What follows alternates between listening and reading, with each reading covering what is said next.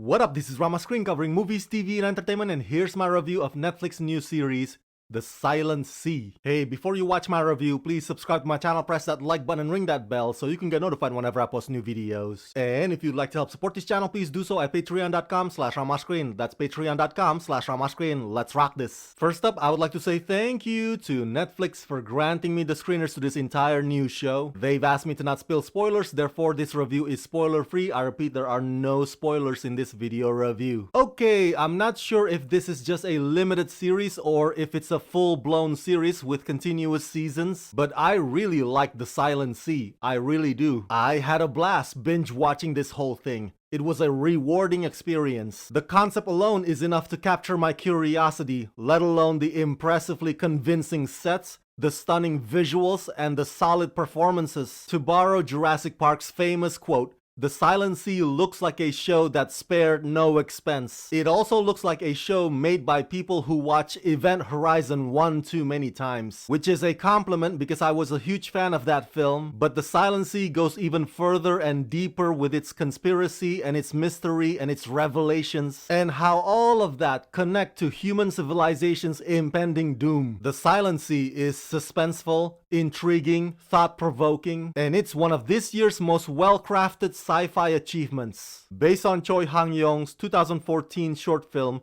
written by Park Yoon-kyo and directed by Choi Hang-yong, The Silent Sea is set in a future Earth that has undergone desertification.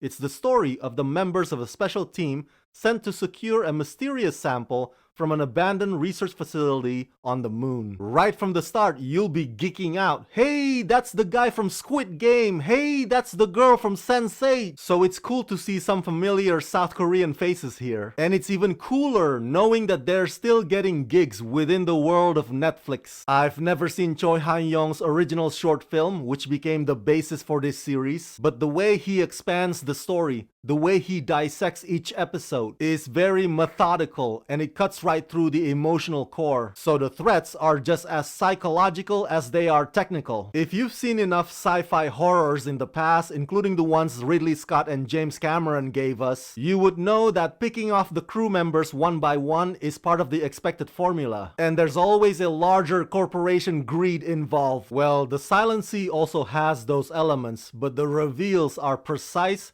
and well-paced and character-driven. The sets are incredible and elaborate, very well designed. They really thought it through, and there are also pulse-pounding sequences outside the station. The show does a fantastic job with creating both environments. It feels like a maze, like a place that indicates that going to the moon may not be as cracked up as it seems. My major criticism about this show is that there's too much exposition in the dialogues. Look, there's nothing wrong with having one or two characters represent the audience's perspective, but when all of the exchanges sound like they're just reflecting out loud exactly what we're thinking, every last one of them, without giving us the audiences a chance to put two and two together for ourselves, then that can get awfully irritating. But aside from that, the performances are terrific. Gong-yoo is charismatic as the good captain, underline the word good, and I can't keep my eyes off of Bae Doona, who plays Dr. Song. Bae's vulnerability and empathy show up in spades. Now, without giving away too many details, the Silent City's sci-fi concept may be far-fetched,